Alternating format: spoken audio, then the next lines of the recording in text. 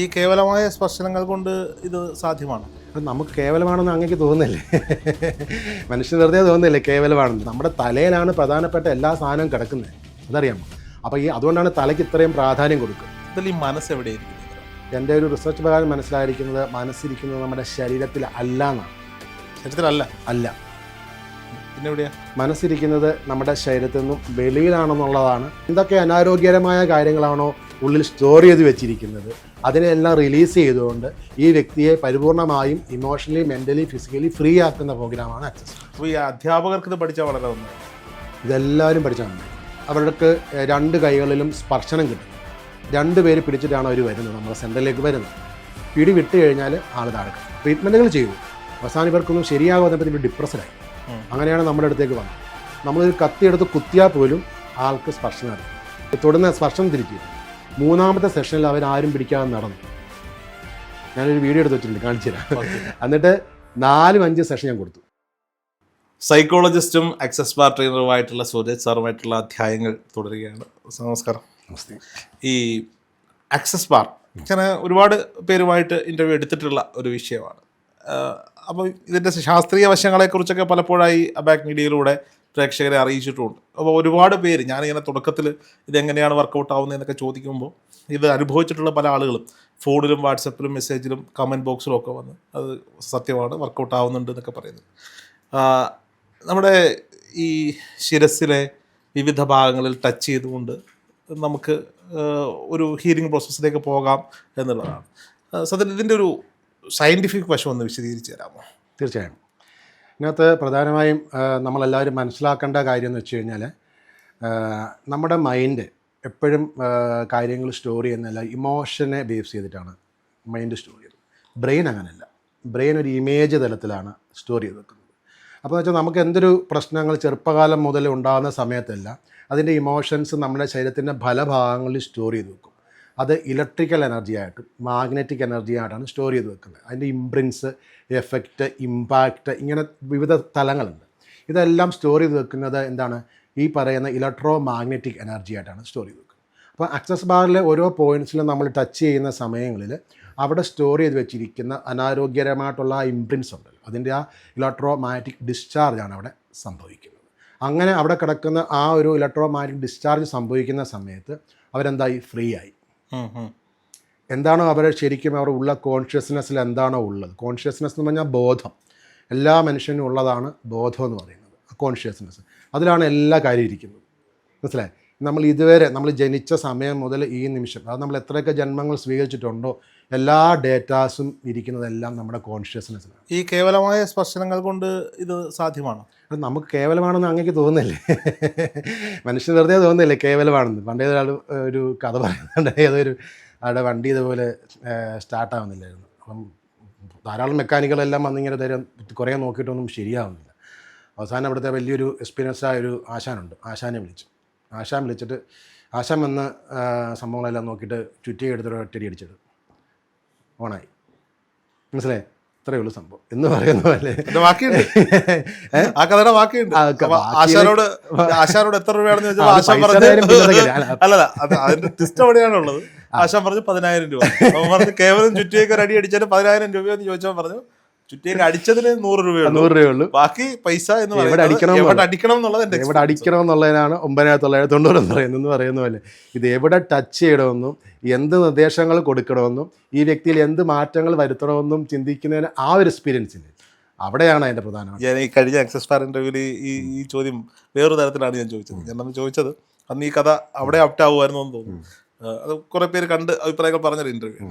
അങ്ങനെയാണെങ്കിൽ നമ്മൾ ഈ സ്ട്രെസ്സൊക്കെ വരുമ്പോൾ സാധാരണഗതിയിൽ അമ്മയുണ്ടെങ്കിൽ അമ്മയെ കൊണ്ടോ, ഭാര്യ ഉണ്ടെങ്കിൽ ഭാര്യയെ കൊണ്ടോ, ഈ കാമുകിമാരാണുള്ളതെങ്കിൽ കാമുകിമാരെ കൊണ്ടോ, അല്ലെങ്കിൽ തിരിച്ചും തലയിൽ ഇങ്ങനെ ഓയിലിട്ട് മസാജ് ചെയ്യിക്കാറുണ്ട്. അതെ. അപ്പോൾ സ്വാഭാവികമായിട്ട് ഈ പോയിന്റുകളിലൂടെ ഒക്കെ ആയിരിക്കുമല്ലോ അതിന് എഫക്റ്റ് ഉണ്ട്. പക്ഷെ അമ്മ നിർദ്ദേശങ്ങൾ കൊടുക്കുന്നില്ലല്ലോ. അമ്മ കൃത്യമായ പോയിന്റിലല്ലോ ടച്ച് ചെയ്യുന്നത്. ജസ്റ്റ് ഇങ്ങനെ ടച്ച് ചെയ്ത് അങ്ങ് പോവല്ലേ. അത് വ്യത്യാസമുണ്ട്. ഇതിനകത്തെന്ന് പറഞ്ഞാൽ ടച്ചിനോടൊപ്പം തന്നെ ആക്സസ് ബാറിൽ നിർദ്ദേശങ്ങൾ കൊടുക്കുന്നുണ്ട്. ചില സ്റ്റേറ്റ്മെൻറ്റുകൾ ചെയ്യുന്നത്. ഇപ്പൊ ഭാര്യയ്ക്കും അമ്മയ്ക്കും ഒന്നും സമയമില്ലാത്തതുകൊണ്ട് മുടി വെട്ടാൻ ചെല്ലുമ്പോൾ കടയിലെ ബംഗാളിയോട് പറയും ഒരു ഹെഡ് മസാജ് ചെയ്തേക്കാം. അതെ അതെ അതെ അതെ ധാരാളം മസാജ് സെന്റേഴ്സ് അല്ലേ ഇപ്പം വന്നിരിക്കുന്നത്. ആ മസാജ് സെന്റർ അല്ല, ഞാൻ പോകുന്ന ബ്യൂട്ടി പാർലറിലോ അല്ലെങ്കിൽ മറ്റേ ബാർബർ ഷോപ്പിലോ ചെല്ലുമ്പോൾ അവര് തലയിൽ മസാജ് ചെയ്ത് കുറച്ച് എണ്ണയൊക്കെ ഇട്ട് ഒന്ന് ഉടച്ചു വിടും. തീർച്ചയായും. അപ്പൊ ഒരു ഉന്മേഷപൂർവ്വം കിട്ടത്തില്ലേ? അത് തന്നെയാണ് സംഭവം. അപ്പം നമ്മുടെ ഇവിടെ നമ്മുടെ തലയിലാണ് പ്രധാനപ്പെട്ട എല്ലാ സാധനവും കിടക്കുന്നത്, അതറിയാമോ? അപ്പോൾ അതുകൊണ്ടാണ് തലയ്ക്ക് ഇത്രയും പ്രാധാന്യം കൊടുക്കുന്നത്. എല്ലാ കംപ്ലീറ്റ് ഡേറ്റാസ് എല്ലാം സ്റ്റോർ ചെയ്ത് വെച്ച് എല്ലാത്തിൻ്റെയും പ്രോസസ്സിംഗ് എന്ന് പറഞ്ഞത് ഇവിടെയാണ്. അപ്പോൾ അവിടുത്തെ ചില ഏരിയാസ് എവിടെയാണെന്നുള്ളത് പഠിച്ചവർക്ക് മാത്രമേ അറിയത്തുള്ളൂ. ഈ മനസ്സ് എവിടെയായിരിക്കുന്നത്? മനസ്സ്, അത് ഞാൻ കുറേ ഈ സൈക്കോളജി പഠിച്ച സമയത്തൊക്കെ എൻ്റെ പ്രധാനപ്പെട്ട ചോദ്യമായിരുന്നു പ്രൊഫസേഴ്സിനോടൊക്കെ. കോഴിമുട്ടയാണോ ആദ്യം ഉണ്ടായത്? മനസ്സെവിടെ ആയിരിക്കും എന്നുള്ളത്. എൻ്റെ ഒരു റിസർച്ച് പ്രകാരം, ഞാൻ ഈ വർഷങ്ങളായിട്ടും ഇങ്ങനെ ഒരു പഠിച്ചുകൊണ്ടിരിക്കുന്നതുകൊണ്ട് എൻ്റെ ഒരു റിസർച്ച് പ്രകാരം മനസ്സിലായിരിക്കുന്നത് മനസ്സിരിക്കുന്നത് നമ്മുടെ ശരീരത്തിൽ അല്ല എന്നാണ്. ശരീരത്തിലല്ല? അല്ല. പിന്നെ എവിടെയാ? മനസ്സിരിക്കുന്നത് നമ്മുടെ ശരീരത്തിൽ നിന്നും വെളിയിലാണെന്നുള്ളതാണ് നമുക്ക് കിട്ടിയിരിക്കുന്ന ഇൻഫർമേഷൻ. ഇതിനെപ്പറ്റി ഡീറ്റെയിൽ ആയിട്ട് വേറൊരു അവസരത്തിൽ ഞാൻ പറയാം, മനസ്സിലാകുന്നുണ്ട്. ഇത് നമ്മുടെ എക്സ്പീരിയൻസിൽ നിന്ന് മനസ്സിലായ കാര്യമാണ് കേട്ടോ. ഇതിന് ധാരാളം റിസർച്ച് കാര്യങ്ങളൊക്കെ നടക്കേണ്ടതായിട്ടുണ്ട്. പലരും പറയാവുന്നതുകൊണ്ട് അവിടെയാണ്, ഇവിടെ ഹൃദയത്തിന് എവിടെയാണ് ഇരിക്കുന്നതൊക്കെ പറയുന്നത്. പിന്നെ എങ്ങനെയാണ് മനസ്സിന് പ്രയാസം ഉണ്ടാകുമ്പോൾ ഹൃദയത്തിൽ ബുദ്ധിമുട്ടുണ്ടാകുന്നത്? ഇത് കണക്റ്റഡാണ്. ഇപ്പം നമ്മുടെ ഈ കാണുന്ന ഫിസിക്കൽ ബോഡി എന്ന് പറയുന്നത് അങ്ങ് വിചാരിച്ചിരിക്കുന്നത് ഈ ഒരു ബോഡി കൊണ്ടാണ് നമ്മളിവിടെ നിയന്ത്രിച്ച് നിർത്തുന്നതാണ് വിചാരിച്ചത്. ഒരിക്കലല്ല. ഒരു സിസ്റ്റം ഉണ്ടല്ലോ. ഇപ്പം നമ്മുടെ മൊബൈൽ എടുത്തു കഴിഞ്ഞാൽ നമ്മൾ കാണുന്നത് എന്താണ്? ആ ഒരു മൊബൈൽ മാത്രം, ഹാർഡ്വെയർ ആണ് അല്ലേ? അതിനകത്ത് ഇഷ്ടംപോലെ പൈസ ഉണ്ടെന്ന് വെച്ചു, അതിനകത്ത് നല്ലൊരു ഫങ്ഷൻ ചെയ്യുന്ന മൊബൈലാണെന്ന് വെച്ചു, എല്ലാം ഉണ്ട്. പക്ഷെ അങ്ങനെ വേറൊരാളെ കണക്ട് ചെയ്ത് വിളിക്കണമെങ്കിൽ അങ്ങക്ക് എന്ത് വേണം? സിം കാർഡ് വേണം. സിം കാർഡ് എല്ലാം ഉണ്ടെന്ന് വെച്ചു, എല്ലാം ഉണ്ട്. നെറ്റ്വർക്ക് വേണം. നെറ്റ്വർക്ക് ആവശ്യമാണ്. ഈ നെറ്റ്വർക്ക് എവിടെ ഇരിക്കുന്നത്? ഈ ഫോണിൻ്റെ പ്രാണൻ. അതാണ് എൻ്റെ പ്രാണൻ. അത് വെളിയിലായിരിക്കുന്നത്. വേറെ എവിടെയോ നിൽക്കുന്ന ഒരു നെറ്റ്വർക്ക് സിസ്റ്റത്തെ കണക്ട് ചെയ്തുകൊണ്ട് മാത്രമാണ് അങ്ങേക്ക് വിളിക്കാൻ പറ്റുന്നത്. അല്ല പൈസ എത്ര ഉണ്ടായിട്ടോ അല്ലെങ്കിൽ മൊബൈൽ എത്ര നല്ലതായോണ്ടോ അങ്ങേക്ക് വിളിക്കാൻ പറ്റുമോ? പറ്റില്ല. മനസ്സിലായോ? ഇന്ന് പറയുന്ന പോലെ മനുഷ്യൻ്റെ ഉള്ളിലെ ഇതിനെ കണക്ട് ചെയ്യുന്ന ഒരു നെറ്റ്വർക്ക് ഉണ്ട്, മനസ്സിലായോ? ആ എൻ്റർ നെറ്റ്വർക്ക് സിസ്റ്റം കണക്ട് ചെയ്യുന്നതുകൊണ്ട് മാത്രമാണ് ഈ ഫിസിക്കൽ ബോഡി ഇങ്ങനെ നിൽക്കുന്നത്. Physical body is the last layer of human body എന്നാണ് ഞാൻ മനസ്സിലാക്കുന്നത്. പണ്ടത്തെ ഫോണിൽ നെറ്റ്വർക്ക് ഇല്ലെങ്കിൽ മറ്റേ ഏണിയും പാമ്പെങ്കിലും കളിക്കാറ്. ഇപ്പം അതും പറ്റത്തില്ല. എല്ലാത്തിനും നെറ്റ്വർക്ക് വേണം. അതെ അതെ അതെ അതെ അതെ. ഓക്കെ. അപ്പം ഈ ആക്സസ് ബാർ എത്ര നാൾ കൊണ്ട് പ്രാക്ടീസ് ചെയ്യുന്നുണ്ട് അല്ലെങ്കിൽ പഠിപ്പിക്കുന്നുണ്ട്? ആക്സസ് ബാർ ശരിക്കും 24 hours അവർ പറയുന്ന ഒരു 1 day കൊണ്ട് പഠിച്ചെടുക്കാവുന്ന കാര്യമാണ്. 1 day ആവശ്യമുള്ളൂ. 1 day ആവശ്യമേ ഉള്ളൂ. അത്രയും സിമ്പിളാണ് ആക്സസ് ബാർ. അതിനകത്ത് പ്രധാനപ്പെട്ട പോയിൻറ്റ്സുകൾ പഠിക്കുക, അതിൻ്റെ കുറച്ച് സ്റ്റേറ്റ്മെൻറ്റുകൾ കാര്യങ്ങളുണ്ട്, അത് കൃത്യമായി പഠിക്കുക. പിന്നെ ഈ ആക്സസ് ബാർ പഠിക്കുന്നവർക്കുള്ള പ്രയോജനം എന്താണെന്ന് വെച്ച് കഴിഞ്ഞാൽ ഓരോ ജീവിത സാഹചര്യങ്ങളെയും തരണം ചെയ്യാനുള്ള ധാരാളം ടൂളുകൾ ഇതിനകത്ത് പ്രൊവൈഡ് ചെയ്യുന്നുണ്ട്. ധാരാളം ടൂളുകൾ. അതൊരു പ്രത്യേക സാഹചര്യം വരുമ്പോൾ ഇവിടെ എങ്ങനെയാണ് നമ്മൾ പ്രതികരിക്കേണ്ടത്, എന്താണ് നമ്മൾ അവിടെ സ്റ്റേറ്റ്മെൻറ്റ് പറയേണ്ടത്. ചില സ്റ്റേറ്റ്മെൻറ്റുകൾ നമ്മൾ പറയുന്ന സമയത്ത് ചെറിയ മാറ്റങ്ങളുണ്ടാവും, മനസ്സിലാകുന്നുണ്ടോ? ഈ സ്റ്റേറ്റ്മെൻറ്റ് പറയുന്ന ടോൺ അനുസരിച്ചൊക്കെ മാറുമോ? ടോണൊന്നും പ്രശ്നമില്ല. നമ്മൾ ചില കാര്യങ്ങളെ ഇപ്പം നമ്മളിപ്പോൾ ഒരാൾ ടെൻഷനായിട്ടിരിക്കുക, നമ്മളിപ്പോൾ എന്ത് പറയാണ്? കൂൾ ഡൗൺ അല്ലേ, ഞാനുണ്ട്, ധൈര്യമായിട്ടിരിക്കുക എന്ന് പറയുമ്പോൾ തന്നെ ആ വ്യക്തിക്ക് ഒരു മാറ്റം വന്നില്ലേ? അതൊരു സ്റ്റേറ്റ്മെൻറ്റാണ്, മനസ്സിലായി?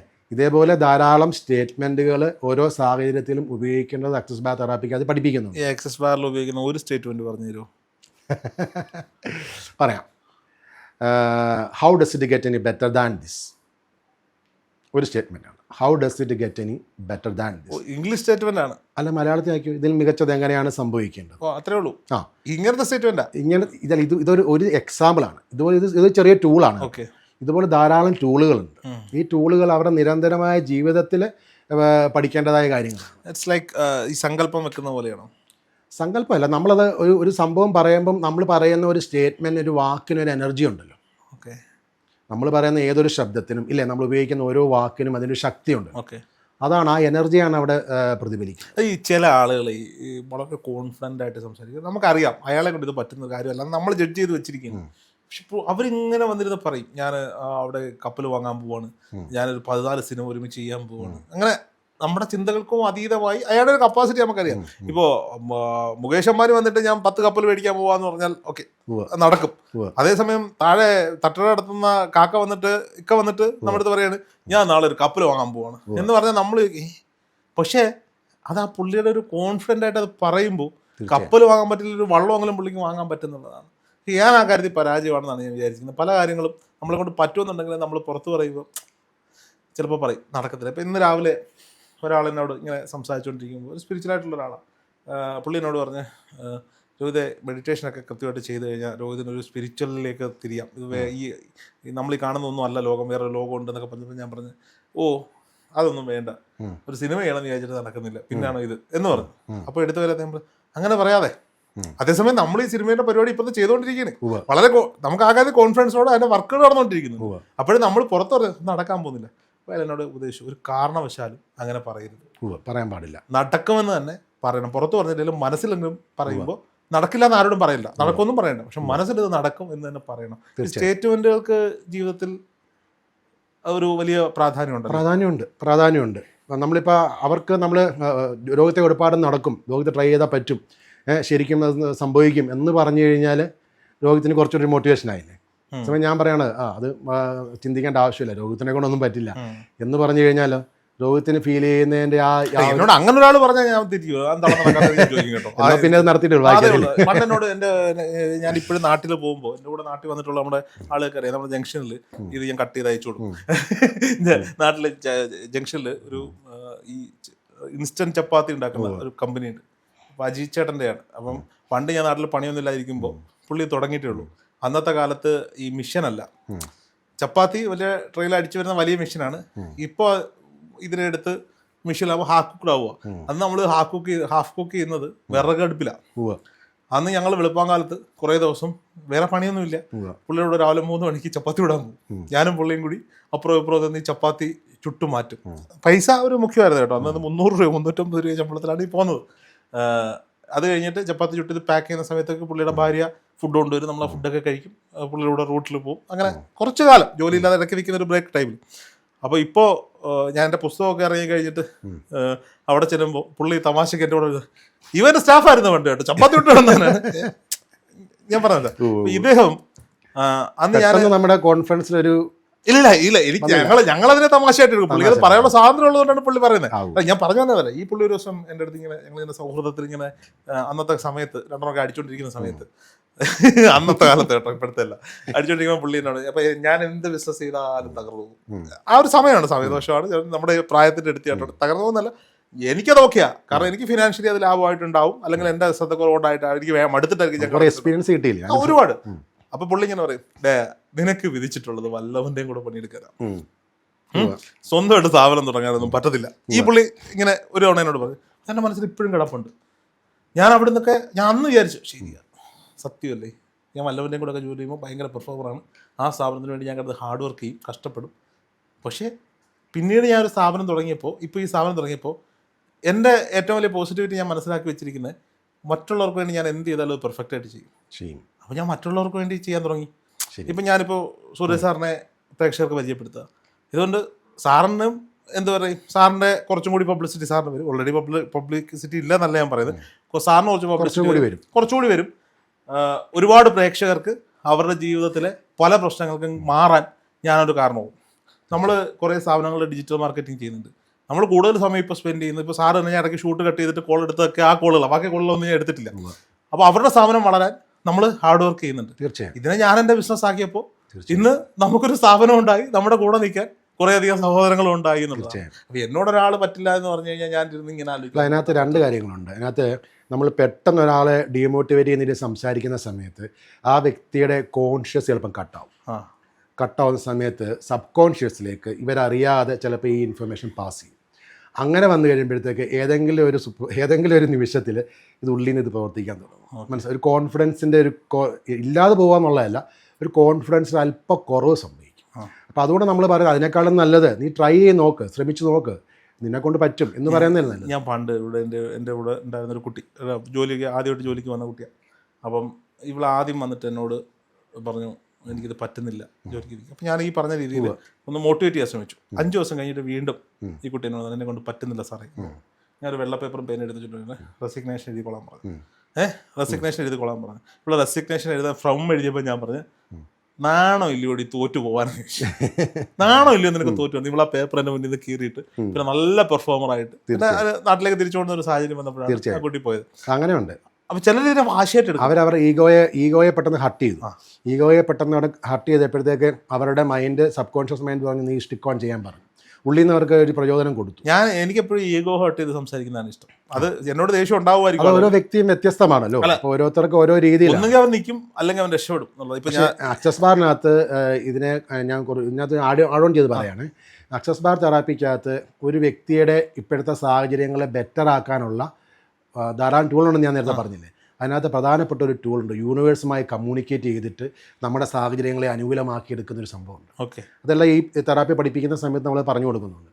അത് രോഗിത്തിന് എന്ത് കാര്യങ്ങളും ബെറ്ററാക്കി എടുക്കണം എന്നുണ്ടെങ്കിൽ രോഗിത്തിന് യൂണിവേഴ്സിൻ്റെ ഹെൽപ്പും കൂടെ ഉണ്ടെങ്കിൽ കുറച്ചുകൂടി ഈസി ആയിട്ട് നടക്കും. മനസ്സിലായി. ബിക്കോസ് എന്താണ്, രോഗിത്താരാണ്? Rogi is a part of universe. മറ്റേതെന്ന് വെച്ചാൽ ഒരു മാക്രോ ഫോം ഓഫ് യൂണിവേഴ്സ് നമ്മൾ കാണുന്നു. രോഗിത്താരാണ്? ഞാനാരാണ്? നമ്മളെല്ലാം ഒരു മൈക്രോ ഫോം ഓഫ് യൂണിവേഴ്സാണ്. അപ്പോൾ യൂണിവേഴ്സിലെല്ലാം ഉണ്ട് എന്ന് പറഞ്ഞാൽ നമ്മളിൽ എന്തുണ്ട്? എല്ലാം ഉണ്ട്. മനസ്സിലായേ? അപ്പോൾ പക്ഷെ ഈ നമ്മളിലെല്ലാം ഉണ്ടെന്നുള്ള കാര്യം നമുക്കറിയില്ല എന്നുള്ളതാണ് സത്യം. അത് എവിടെ അറിയില്ല? ബോധതലത്തിൽ അറിയില്ല. നമ്മുടെ ഉപബോധതലത്തിലും അബോധതലത്തിലും ഇതറിയാം. നമ്മുടെ ഉപബോധതലത്തിൽ അബോധതലത്തിൽ അറിയാമെന്ന് പറഞ്ഞു കഴിഞ്ഞാൽ കോൺഷ്യസ് സ്റ്റേറ്റിൽ നമ്മൾ ചോദിക്കുന്ന ഉത്തരം കിട്ടാത്ത പല കാര്യങ്ങളും ആൻസേഴ്സ് എല്ലാം അബോധതലത്തിൽ നിന്ന് ആൻസേഴ്സ് വരുന്നുണ്ട്. സാർ, അപ്പോൾ എൻ്റെ ഒരു സംശയം എന്താണെന്ന് വെച്ചാൽ, ഞാനിപ്പോൾ എൻ്റെ പ്രിയപ്പെട്ട ഒരാൾക്ക് വേണ്ടിയിട്ടോ അല്ലെങ്കിൽ എനിക്ക് വേണ്ടിയിട്ടോ ഞാൻ ഈ എക്സസ് ബാർ പഠിക്കുകയാണെന്ന് വെച്ചോ, ഈ തെറാപ്പി നമ്മൾ സ്ഥിരമായി ചെയ്യേണ്ടി വരുമോ? അയാളുടെ പ്രശ്നങ്ങൾ മാറ്റം ഉണ്ടാവും? അതൊക്കെ ഓരോ വ്യക്തിയെ ഡിപ്പെൻഡ് ചെയ്തിരിക്കും. ചില വ്യക്തികൾക്ക് നമ്മൾ കണ്ടിരിക്കുന്നത് ഒറ്റ സെഷൻ കൊണ്ട് തന്നെ വളരെ പോസിറ്റീവായ മാറ്റം വന്നവരുണ്ട്. ഒറ്റ സെഷൻ കൊണ്ട് തന്നെ. ചില വ്യക്തികൾക്ക് ചിലപ്പോൾ 4-5 അതേ പ്രോബ്ലം വരുന്ന ചില വ്യക്തിക്ക് 4-5 സെഷൻ കൊണ്ടായിരിക്കും ചിലപ്പോൾ മാറുന്നത്. ചിലപ്പോൾ 10-15 സെഷൻ കൊണ്ടായിരിക്കും മാറും. ഇതൊന്നും നമുക്ക് പ്രെഡിക്റ്റ് ചെയ്ത് പറയാൻ പറ്റത്തില്ല. ശരി. ഒരു വ്യക്തിയിൽ എപ്പോൾ മാറും എപ്പോൾ മാറില്ല എന്നൊന്നും ഒരു ലോകത്ത് ഒരു മനുഷ്യനും പറയാൻ പറ്റില്ല. ഞാനിത് പഠിച്ചു വെച്ച് കഴിഞ്ഞാൽ നമ്മുടെ ഓഫീസിൽ ഇച്ചിരി പുറകോട്ടൊക്കെ നിൽക്കുന്ന ആളുകളെയൊക്കെ ഒന്ന് തെറാപ്പിയൊക്കെ ചെയ്യാം. എല്ലാവർക്കും ചെയ്യാം. രോഗത്തിന് സ്വയം ചെയ്യാം, മറ്റുള്ളവർക്കും ചെയ്തു കൊടുക്കാം. ഇത് നമ്മൾ വൺ ഡേ മതി പഠിക്കാനായിട്ട്. ഇത് വളരെ ഈസിയാണ് പഠിക്കാനായിട്ട്. ഒരു മുന്നൊരുക്കങ്ങളും ആവശ്യമില്ല. വെറുതെ കിടന്നിട്ട് തലയിൽ ചില പോയിന്റ്സുകളൊക്കെ ടച്ച് ചെയ്ത് ചില നിർദ്ദേശങ്ങൾ കൊടുത്താൽ മതി. ഏതൊക്കെ കേസുകൾ ആ വ്യക്തി പോലും അറിയാതെ മാറും. ഏതൊക്കെ കേസുകളിലാണ് ഈ എക്സസ് ബാർ വർക്കൗട്ട് ആവുന്നത്? എല്ലാ കേസിലും വർക്കൗട്ട് ആവും. ഷൂട്ടിനിടയിൽ മൊബൈൽ നോക്കുന്ന വിഷയത്തിൽ നമുക്ക് പരിഹാരം ഉണ്ടാക്കാൻ പറ്റും. അല്ലാതെ അവരുടെ സ്വഭാവ രീതിയാണ്, അവരുടെ ഡിസിപ്ലിൻ്റെ ഭാഗമാണ്. അതുവരെ മാറ്റം വരും. പല സ്കൂളിലെ കുട്ടികളിലെ പഠിക്കുന്ന കുട്ടികൾ വരാറുണ്ടല്ലോ. അപ്പം കുട്ടികൾ ഏറ്റവും കൂടുതൽ പേരൻസ് ഇപ്പം ഒരു ഫേസ് ചെയ്യുന്ന ഒരു പ്രശ്നമാണ് കുട്ടികളുടെ ഈ mobile addiction. Mobile phone usage വളരെ കൂടുതലാണ്. അപ്പം അത് കുട്ടികൾക്ക് മാത്രമല്ല പേരൻസിനും ഉണ്ട്. പേരൻസും അവർ നോക്കിക്കൊണ്ടിരിക്കുക. അപ്പം കുട്ടി വെറുതെ ഇരിക്കണമെന്ന് വെച്ചാൽ കുട്ടിക്കൊരു മൊബൈൽ മേടിച്ച് കൊടുത്തു. അമ്മ വെറുതെ ഇരിക്കണമെന്ന് വെച്ചാൽ അമ്മയ്ക്കൊരു മൊബൈൽ മേടിച്ച് കൊടുത്തു. അപ്പം വീട്ടിലെ 3 പേരും എന്ത് ചെയ്യുന്നു? ഫുൾ ടൈം മൊബൈൽ ഫോണിലാണ്. അത് ഇതിനകത്ത് ഇതെല്ലാം ശരിയും തെറ്റുമുണ്ട്. പക്ഷേ കുട്ടി പഠിക്കേണ്ട സമയത്താണ് ഇരുന്ന് എന്ത് ചെയ്യുന്നത്? കൂടുതൽ സമയം, കുറച്ച് സമയം നോക്കണ്ടെന്നും ആരും പറയുന്നില്ല. പക്ഷേ പഠിക്കേണ്ട സമയങ്ങളിൽ കൂടുതൽ സമയം ഇരുന്ന് ഈ മൊബൈൽ സ്ക്രീൻ ടൈമിലേക്ക് പോകുന്ന സമയത്ത് അവൻ എന്ത് ചെയ്യുന്നു? പഠന കാര്യങ്ങൾ ശ്രദ്ധ കേന്ദ്രീകരിക്കാൻ പറ്റാതെ വരുന്നു. അവന് ഉറക്കത്തിൻ്റെ പ്രശ്നം വരുന്നു. പിന്നെ അവൻ പലതരത്തിലുള്ള സാധനങ്ങൾ കണ്ട് ഇപ്പം ഈ ഏറ്റവും കൂടുതൽ കുട്ടികൾ കാണുന്നതെല്ലാം മറ്റേ ഈ ഡ്രാക്കുള ഹൊറർ സംഭവങ്ങളാണല്ലോ കാണുന്നത്. ഇത് കണ്ടിട്ട് ഇത് അന്നേരം കാണുന്ന സമയത്ത് ഒരു ഇമേജ് ഇവരുടെ ഉള്ളിലേക്ക് ക്രിയേറ്റ് ചെയ്യപ്പെടും. ഇത് ഇവരിത് അറിയുന്നില്ലല്ലോ. എന്നിട്ട് രാത്രി വലിയ ധൈര്യത്തോടുകൂടിയാണ് ഇത് കാണുന്നത്. രാത്രി കിടക്കാതേരോ ഈ സാധനങ്ങളൊക്കെ വന്ന് ഇവിടെ ഇങ്ങനെ നിൽക്കുന്നുണ്ട്. മനസ്സിലായി? അപ്പം അത് കണ്ട് പേടിച്ചു. എനിക്ക് ഒറ്റയ്ക്ക് എടുക്കാൻ പേടിയാണ്, ഉറക്കം വരുന്നില്ല, ഇങ്ങനെ പല പ്രശ്നങ്ങളും. അപ്പോൾ ഇത് ആക്സസ് ബാർ ചെയ്യുന്ന സമയത്ത് ഇങ്ങനെ സ്റ്റോർ ചെയ്ത് വെച്ചിരിക്കുന്ന പല പല സാധനങ്ങളില്ലേ, അതിനകത്ത് ആ ഇമോഷണലായിട്ടുള്ള നെഗറ്റീവായിട്ടുള്ള തോട്ട്സിന്, ബിലീഫ് സിസ്റ്റം, നെഗറ്റീവായിട്ടുള്ള ആറ്റിറ്റ്യൂഡ്, നമ്മുടെ എല്ലാം അങ്ങനെയുള്ള എന്തൊക്കെ അനാരോഗ്യകരമായ കാര്യങ്ങളാണോ ഉള്ളിൽ സ്റ്റോർ ചെയ്ത് വെച്ചിരിക്കുന്നത് അതിനെല്ലാം റിലീസ് ചെയ്തുകൊണ്ട് ഈ വ്യക്തിയെ പരിപൂർണമായും ഇമോഷണലി, മെൻ്റലി, ഫിസിക്കലി ഫ്രീ ആക്കുന്ന പ്രോഗ്രാമാണ് ആക്സസ് ബാർ. അപ്പോൾ ഈ അധ്യാപകർക്ക് ഇത് പഠിച്ചാൽ വളരെ നന്നായിരിക്കും. ഇതെല്ലാവരും പഠിച്ചാൽ നന്നായിരിക്കും. അല്ലേ? ഒരു വ്യക്തി അധ്യാപകരാരാ? ഒരു അമ്മയോ അല്ല അച്ഛനോ അല്ലേ? അതെ. ഇപ്പം ഞാൻ പറഞ്ഞൊരു വീട്ടിലെ ഒരാളെങ്കിലും, എൻ്റെ ഒരു മുമ്പോട്ടുള്ള ഒരു വീക്ഷണം അതാണ്, ഒരു ഫാമിലിയിൽ ഒരാളെങ്കിലും ഇത് പഠിക്കുകയാണെന്നുണ്ടെങ്കിൽ ആ വീട്ടിലുള്ള ആൾക്കാർക്ക് ചെയ്ത് കൊടുക്കരുതോ? അവർക്ക് സ്വയം ചെയ്യരുതോ? അങ്ങനെ ഒരു കുടുംബത്തിലെ ഒരു കുടുംബം ബെറ്ററായി വന്നു കഴിഞ്ഞാൽ ഇല്ലേ, സ്വാഭാവികമായിട്ടും കുടുംബത്തിൽ നിന്ന് സമൂഹം ബെറ്ററായില്ലേ? അല്ല, നമുക്ക് സമൂഹത്തിലേക്ക് ഇറങ്ങി എല്ലാവരെയും കൂടെ ബെറ്റർ ആക്കാൻ പറ്റുമോ? ഒന്നും പറ്റത്തില്ല. ഇത് നമുക്ക് സ്വയം ബെറ്റർ ആവരുതോ? ഇപ്പം ഞാൻ എന്നെ തെറാപ്പി ചെയ്യുന്നത് എൻ്റെ മകളാണ്, എൻ്റെ വൈഫിനെ ഞാൻ തെറാപ്പി ചെയ്യുന്നുണ്ട്. അപ്പം നമ്മളും ഡെയിലി ഇങ്ങനെ ഫിൽറ്റർ ആയിക്കൊണ്ടിരിക്കുകയാണ്. മനസ്സിലാവുന്നുണ്ടോ? അപ്പം സ്വയം ഫിൽറ്റർ ആവാനും മറ്റുള്ളവർക്ക് ബെറ്റർമെൻറ്റ് ഉണ്ടാക്കാനും ഇത് സഹായിക്കും. ഇത് പഠിക്കാൻ ഒരു ദിവസത്തെ കാര്യമുള്ളൂ, ഒറ്റ ദിവസത്തെ കാര്യമുള്ളൂ. അപ്പോൾ പിന്നെ ഫോളോ അപ്പ് ഉണ്ട് നമുക്ക്. ഒറ്റ ദിവസം പഠിച്ചു കഴിഞ്ഞ് കഴിഞ്ഞാൽ പിന്നെ ഇവർക്ക് എന്തെങ്കിലും സംശയങ്ങളോ കാര്യങ്ങളോ ഉണ്ടെങ്കിൽ ലൈഫ് ടൈം സപ്പോർട്ടാണ്. അപ്പോൾ ആക്സസ് ബാർ പിന്നെ ഇത് മാത്രമല്ല പഠിപ്പിച്ചു കൊടുക്കുന്നത് കേട്ടോ. ഇപ്പം ഞാൻ ക്ലിനിക്കലി ഇത് ചെയ്യുന്നത് കൊണ്ട് ഞാനൊരു ബേസിക്കലി സൈക്കോളജിസ്റ്റായി ധാരാളം വ്യക്തികളെ ഞാനിപ്പോൾ ഒരു 1000-ന് മേലെ ആൾക്കാരെ ആക്സസ് ബാർ തന്നെ ചെയ്തിട്ടുണ്ട്. ഏകദേശം ഒരു 10,000-ഓളം സെഷൻസ് ഞാൻ ചെയ്തു. ആക്സസ് ബാർ മാത്രമാണ് ഈ പറയുന്നത്. അപ്പോൾ അതിനകത്ത് നമുക്ക് കിട്ടിയിരിക്കുന്ന എക്സ്പീരിയൻസ് ഉണ്ടല്ലോ, എക്സ്പീരിയൻസിനെ ബേസ് ചെയ്ത് ഒരു വ്യക്തി വരുമ്പം എങ്ങനെയാണ് ഈ വ്യക്തിയിൽ ഇത് മാറ്റം ഉണ്ടാക്കി എടുക്കേണ്ടത്, ഇതിനെ കോൺട്രിബ്യൂട്ട് ചെയ്യുന്ന വേറെ ചില ടെക്നിക്കുകളുണ്ട്. മനസ്സിലായി? ഇപ്പോൾ ഇതാണ് നമ്മൾ പഠിപ്പിച്ചു കൊടുക്കുന്നത്. അല്ലാതെ ആക്സസ് ബാർ മാത്രമല്ല പഠിപ്പിച്ചു കൊടുക്കുന്നത്, ഇതിനെ കോൺട്രിബ്യൂട്ട് ചെയ്യുന്ന വേറെ ചില ടെക്നിക്കുകളൂടെ ഇതിനകത്ത് ആഡ് ചെയ്ത് അവർക്ക് ഒരു പോസിറ്റീവ് ചേഞ്ച് ഉണ്ടാക്കിയെടുക്കാൻ പറ്റുന്ന രീതിയിൽ ഈ പഠിക്കാൻ വരുന്ന വ്യക്തികളെ പ്രാപ്തമാക്കുക എന്നുള്ളതാണ് നമ്മൾ. അപ്പോൾ ബാക്കിയുള്ള ടെക്നിക്കൊക്കെ ഫ്രീ ആണ്. ഈ ഡിസ്റ്റൻ്റ് ആയിട്ട് ചെയ്യാൻ പറ്റുമോ? ഡിസ്റ്റൻ്റ് ആയിട്ട് ചെയ്യാൻ പറ്റില്ല, കാരണം ഇതിനകത്ത് ടച്ച് ആവശ്യമാണ്. പഠിപ്പിക്കാൻ പറ്റുമോ ഡിസ്റ്റൻ്റ് ആയിട്ട്? ഡിസ്റ്റൻ്റ് ആയിട്ട് തിയറി പഠിപ്പിക്കാൻ പറ്റും. പ്രാക്ടിക്കൽ നമുക്ക് വേണമെങ്കിൽ ടച്ച് കാണിച്ചു കൊടുക്കണ്ടേ, പിന്നെ ഇവരെ കൊണ്ട് ചെയ്യിപ്പിക്കണ്ടേ. മനസ്സിലായി. പ്രാക്ടിക്കലി ചെയ്ത് പഠിക്കേണ്ട കാര്യമാണല്ലോ. അങ്ങനെ ചെയ്ത് ഇതിനകത്ത് ഒത്തിരിയും കാര്യങ്ങൾ നേരത്തെ ചോദിച്ച ചോദ്യത്തിൻ്റെ ഉത്തരം ഞാൻ പറയാണ്.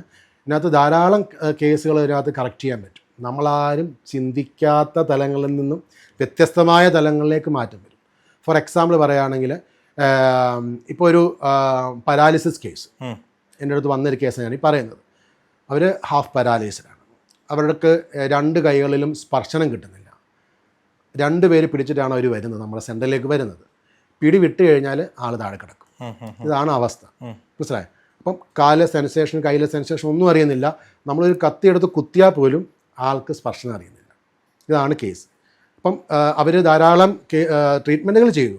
അവസാനം ഇവർക്കൊന്നും ശരിയാകാതെ ഇവർ ഡിപ്രസ്ഡായി. അങ്ങനെയാണ് നമ്മുടെ അടുത്തേക്ക് വന്നത്. അപ്പം നമ്മളിത് ആക്സസ് ബാർ തെറാപ്പിയാണ് ആദ്യം അവർക്ക് ചെയ്തത്. തെറാപ്പിക്കകത്ത് ഏറ്റവും വലിയ പ്രത്യേകത എനർജി ഫ്ലോ ആദ്യം നോർമലാക്കും. മനസ്സിലായോ? ഈ ശരീരത്തിൻ്റെ താഴെ നിന്ന് മുകളിലേക്കും മുകളിൽ നിന്ന് താഴേക്കും ശരീരത്തിൻ്റെ ഇരുവശങ്ങളിൽ കൂടിയും എനർജി ഫ്ലോ നടക്കുന്നുണ്ട്. അറിയാമോ അതിനെപ്പറ്റി?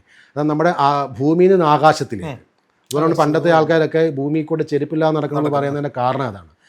ഭൂമിയിൽ നിന്ന് ആകാശത്തിലേക്ക്, ആകാശത്ത് നിന്ന് ഭൂമിയിലേക്ക്, 2 സൈഡിലേക്ക് എനർജി പാസ് ചെയ്യുന്നുണ്ട്. ഈ എനർജി ഫ്ലോ കൃത്യമായി നോർമലാക്കുക എന്നുള്ളതാണ് ആക്സസ് ബാർ ആദ്യം ചെയ്യുന്നത്. മനസ്സിലായി? ഈ എനർജി ഫ്ലോ നോർമൽ ആകുമ്പം തന്നെ ശരീരത്തിലേക്ക് നമ്മളെടുക്കുന്ന എനർജിയെ കൃത്യമായി ഫ്ലോ ചെയ്യാൻ തുടങ്ങും. ഓക്കെ. അപ്പം എനർജി കൃത്യമായി എത്തുന്ന സമയത്ത് സെല്ലുകൾ അതനുസരിച്ച് ആരോഗ്യകരമാകാൻ തുടങ്ങും. മനസ്സിലായി. അവയവങ്ങൾ അതനുസരിച്ച് ബെറ്റർ ആവാൻ തുടങ്ങും. ബ്ലഡ് ഫ്ലോ അതനുസരിച്ച് നോർമലാവാൻ തുടങ്ങും. മനസ്സിലാവുന്നതോ? അങ്ങനെ ഏകദേശം എനിക്കൊരു 3 സെഷൻ കൊണ്ട് ഇവരുടെ സെൻസേഷൻ തിരിച്ചു കിട്ടി. 2 സെഷൻ കൊണ്ട് സെൻസേഷൻ തിരിച്ചു കിട്ടി. ഈ തൊടുന്ന സ്പർശനം തിരിച്ചു കിട്ടി. 3ാമത്തെ സെഷനിൽ അവരാരും പിടിക്കാതെ നടന്നു. ഞാനൊരു വീഡിയോ എടുത്ത് വെച്ചിട്ടുണ്ട്, കാണിച്ചു തരാം. എന്നിട്ട് 4-5 സെഷൻ ഞാൻ കൊടുത്തു. 4ാമത്തെ 5ാമത്തെ സെഷൻ കൊടുത്തു. അതിന് 5 സെഷൻ കൊണ്ട് ഏകദേശം എൻ്റെ ഒരു അഭിപ്രായത്തിൽ ഒരു 98%, 99% അവർ ഓക്കെയാണ്. ഇന്നാരും സഹായിക്കാതെ അവർക്ക് തനിയെ നടക്കാൻ പറ്റും. പാലക്കാടുള്ള ഒരാളാണ്. ഓക്കെ.